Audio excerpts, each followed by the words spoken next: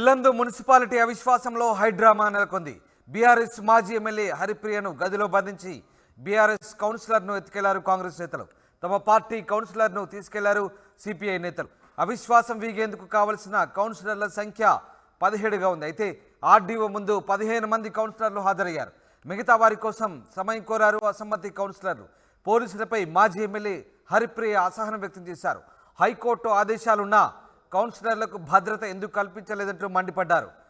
ఇక కార్యాలయం వరకు వచ్చిన ఇద్దరు కౌన్సిలర్లను సమావేశానికి హాజరయ్యేలా చూడాలని డీఎస్పీకి విజ్ఞప్తి చేశారు.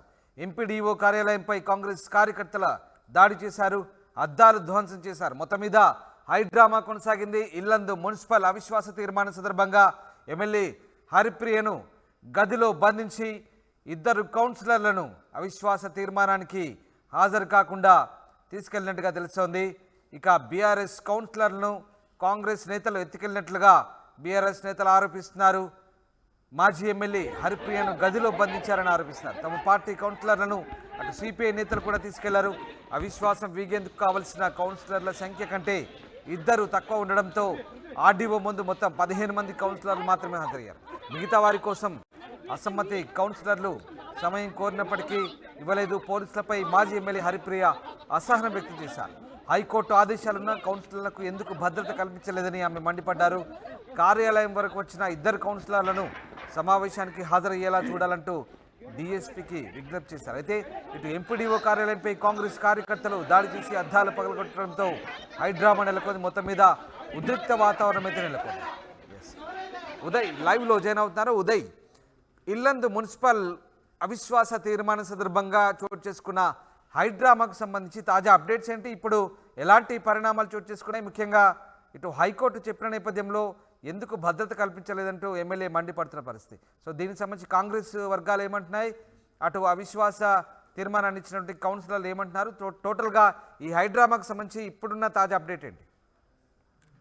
రామ్దాస్, ఇల్లందు మున్సిపాలిటీలో హై టెన్షన్ కంటిన్యూ అవుతూనే ఉంది. ఇల్లందు మున్సిపల్ చైర్మన్ పై పెట్టినటువంటి బల పరీక్ష నెగ్గేందుకు బీఆర్ఎస్ పావులు కదుపుతుంటే ఖచ్చితంగా ఈ బల పరీక్ష వీగిపోయేలా అటు అధికార కాంగ్రెస్ అయితే పావులు కదుపుతోంది. ప్రస్తుతం ప్రత్యేక సమావేశ మందిరంలో ప్రత్యేక సమావేశం కొనసాగుతుంది. ఆర్టీఓ శిరీష అధ్యక్షతన సమావేశం అయితే కొనసాగుతుంది. ప్రస్తుతం బీఆర్ఎస్ కు సంబంధించినటువంటి 15 కౌన్సిలర్లు సమావేశానికి హాజరయ్యారు. ఖచ్చితంగా 17 మంది కౌన్సిలర్లు హాజరై అవిశ్వాసానికి మద్దతు తెలిపితే పూర్తిగా మున్సిపల్ చైర్మన్ నుంచి పీఠం నుంచి డీవీ తప్పుకునే అవకాశం ఉంటుంది. కానీ డీవీని కంటిన్యూ చేయాలని, ప్రధానంగా అవిశ్వాసం వీగిపోవాలని ఇప్పటికే కాంగ్రెస్ పార్టీ ఎమ్మెల్యే, స్థానిక ఎమ్మెల్యే కోరం కనకయ్యతో పాటు ఆయన అనుచరులు పెద్ద ఎత్తున మున్సిపల్ సమావేశం మందిరానికి అయితే తరలివచ్చారు. ప్రస్తుతం భారీ పహారా బందోబస్తు భద్రత మధ్య ప్రస్తుతం సమావేశం అయితే కొనసాగుతుంది. ఇప్పటికైతే అవిశ్వాస తీర్మానాన్ని అటు ప్రత్యేక అధికారి శిరీష ప్రవేశపెట్టారు. దీనికి సంబంధించి మరికొంత సమయం ఇవ్వాలి, ఖచ్చితంగా అసంతృప్త కౌన్సిలర్లంతా కూడా హాజరయ్యేంత వరకు సమావేశం ఇవ్వాలని ప్రత్యేక అధికారి శిరీషను బీఆర్ఎస్ అసమ్మతి కౌన్సిలర్లు కోరారు. అదేవిధంగా జిల్లా కలెక్టర్ ప్రియాంక ఆలకు కూడా ఇప్పటికే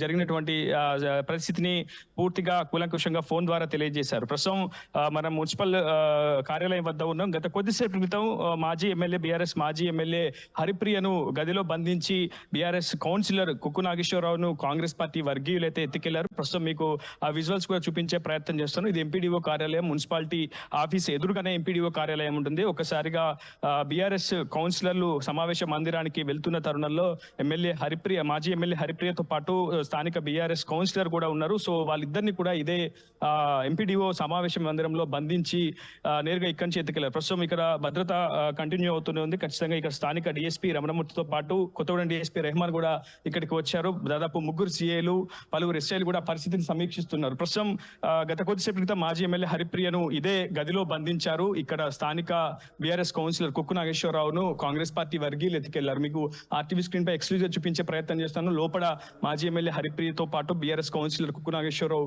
లోపల ఉన్నప్పుడు ఒక్కసారిగా కాంగ్రెస్ పార్టీ శ్రేణులు, కార్యకర్తలు అంతా కూడా ఒక్కసారిగా మూకుమ్మడిగా ఈ సమావేశ మందిరానికి చొచ్చుకొని వచ్చే ప్రయత్నం చేశారు. లోపల తలుపు వేసుకుని హరిప్రియతో పాటు కౌన్సిలర్, బీఆర్ఎస్ కౌన్సిలర్ ఉన్న నేపథ్యంలో ఒకసారి ఇక్కడి నుంచి కాంగ్రెస్ పార్టీ కార్యకర్తలు కూడా ఇక్కడి నుంచి దాడి చేసి వాళ్ళని భయభ్రాంతకు గురి చేశారు. ఈ కిటికీ అద్దాలు కూడా పూర్తిగా ధ్వంసమైనటువంటి పరిస్థితి కనిపిస్తోంది. సో మీకు స్క్రీన్ పై ఎక్స్క్లూజివ్ గా చూపించే ప్రయత్నం అయితే చేస్తా ఉన్నాను.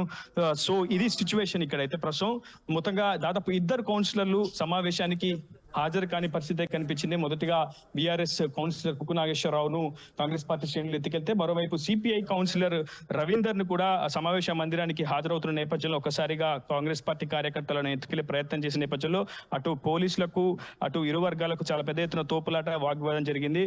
సిపిఐ కౌన్సిలర్ రవీందర్ మున్సిపల్ సమావేశ మందిరంలోకి వెళ్ళగానే అక్కడ అనుకోని పరిస్థితుల నేపథ్యంలో అక్కడి నుంచి కూడా రవీందర్ అయితే ఉదయ్, ప్రస్తుతానికి పూర్తి స్థాయిలో కోరం ఉందా? సమావేశం కూర్చున్నారా? ఏం జరుగుతుంది ప్రస్తుతానికి దీనికి సంబంధించి? అంటే అటు అధికారులు ఏం చెప్తున్నారు?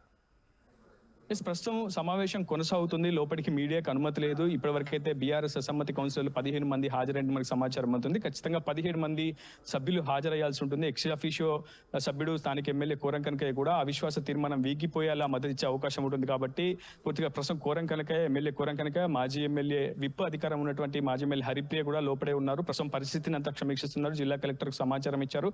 ఖచ్చితంగా 17 మంది సభ్యులు అవిశ్వాసానికి మద్దతు తెలిపితేనే అవిశ్వాసం నెగ్గే అవకాశం ఉంటుంది, లేకపోతే అవిశ్వాసం వీగిపోయే అవకాశం ఉంటుంది. ఏదేమైనా బీఆర్ఎస్ కూడా ఆందోళనకు పిలుపునిచ్చే అవకాశం చాలా స్పష్టంగా కనిపిస్తుంది. ఈ విషయాన్ని ఇప్పటికే బీఆర్ఎస్ కార్యనిర్వాహక అధ్యక్షుడు కేటీఆర్ కూడా సమాచారం ఇచ్చారు. క్షేత్రస్థాయిలో జరుగుతున్నటువంటి పరిస్థితిని ఖచ్చితంగా ఎప్పటికప్పుడు బీఆర్ఎస్ హైకమాండ్ కూడా తెలియజేస్తుంది బీఆర్ఎస్ కార్యవర్గం. అయితే మొత్తంగా బీఆర్ఎస్ శ్రేణులు పెద్ద ఎత్తున ఆందోళన వ్యక్తం చేస్తున్నారు. ఇది ప్రజాస్వామ్యానికి విఘాతం కలిగించే పరిస్థితిని కాంగ్రెస్ క్రియేట్ చేసింది. అధికారంలోకి వచ్చిన తర్వాత అధికార దుర్వినియోగానికి పాల్పడే నేరుగా ప్రజాస్వామ్యంలో ఓటు హక్కును వినియోగించుకునే అవకాశం ఉంటుంది. అవిశ్వాసానికి మద్దతు తెలపాలా లేదా అనేది కౌన్సిలర్ స్వతంత్రంగా నిర్ణయించుకుంటారు. కానీ ఎందుకు కాంగ్రెస్ పార్టీ ఎమ్మెల్యే స్వయంగా రంగంలోకి దిగి కార్యకర్తలను పురమాయించి కిడ్నాప్ చేయాల్సిన, ఎత్తుకెళ్లాల్సిన పరిస్థితి ఎందుకు దాపరించింది? దీనికి అంతటి కారణం అధికార కాంగ్రెసే అంటూ కూడా పెద్ద ఎత్తున అటు బీఆర్ఎస్ శ్రేణులు అయితే పెద్ద ఎత్తున ఆందోళిస్తున్నారు. మరి కొద్దిసేపట్లోనే ధర్నాకు కూడా దిగుతామని చెప్పి చెప్తున్నారు. ప్రస్తుతం సమావేశం కంటిన్యూ అవుతుంది. సమావేశ మందిరంలో ఆర్డీఓ సమక్షంలో ప్రస్తుతం అవిశ్వాస తీర్మానం ప్రవేశపెట్టారు. దీనికి సంబంధించి మరికొద్దిసేపట్లోనే మరిన్ని విషయాలు తెలిసే అవకాశం ఉంది. Ramdas. Right, thanks for the update Uday. ఇది ఇల్లందు మున్సిపల్ అవిశ్వాసంలో హైడ్రామా కొనసాగుతోంది. బీఆర్ఎస్ మాజీ ఎమ్మెల్యే హరిప్రియను గదిలో బంధించి బీఆర్ఎస్ కౌన్సిలర్ను కాంగ్రెస్ నేతలు ఎత్తుకెళ్లారు. అయితే తమ పార్టీ నేతలను అటు సిపిఐ నేతలు కూడా తీసుకెళ్లారు. అవిశ్వాసం వీగేందుకు మొత్తం 17 మంది కౌన్సిలర్లు అవసరం ఉంది. ఆర్డీఓ ముందు 15 మంది మాత్రమే కౌన్సిలర్లు హాజరయ్యారు. ప్రస్తుతానికి సమావేశం కొనసాగుతుంది. మిగతా వారి కోసం అసమ్మతి కౌన్సిలర్లు సమయం కోరారు. పోలీసులపై మాజీ ఎమ్మెల్యే హరిప్రియ కూడా అసహనం వ్యక్తం చేస్తున్నారు. హైకోర్టు ఆదేశాలున్నా కౌన్సిలర్లకు ఎందుకు భద్రత కల్పించలేదని ఆమె మండిపడుతున్నారు.